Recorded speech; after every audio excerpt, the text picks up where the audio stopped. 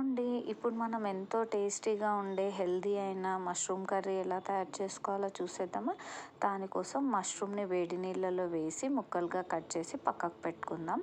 ఇప్పుడు స్టవ్ పై బాండి పెట్టుకొని అందులో కొద్దిగా ఆయిల్ వేసి జీలకర్ర, ఆవాలు, కరివేపాకు, పచ్చిమిర్చి, సన్నగా తరిగిన ఉల్లిపాయ ముక్కలు వేసి కొద్దిగా పసుపు, అల్లం వెల్లుల్లి పేస్ట్ వేసి అవి కొంచెం వేగాక దీంట్లో మష్రూమ్ ముక్కల్ని యాడ్ చేసుకుందాం. దీంట్లో కొద్దిగా జీలకర్ర మెంతుల పొడి కూడా వేసుకుందాం, మంచి ఫ్లేవర్ వస్తుంది. ఇప్పుడు దీంట్లో సాల్ట్ వేసి మూత పెట్టి ఒక 10 నిమిషాలు మగ్గనిద్దాం.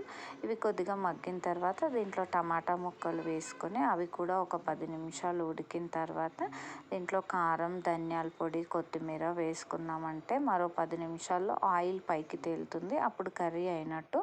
స్టవ్ ఆఫ్ చేసేసుకోవచ్చు. అంతే అండి, ఎంతో టేస్టీగా ఉన్న మష్రూమ్ కర్రీ రెడీ. నేను ట్రై చేశాను, మీరు కూడా ట్రై చేసి చూడండి, చాలా టేస్టీగా ఉంటుంది.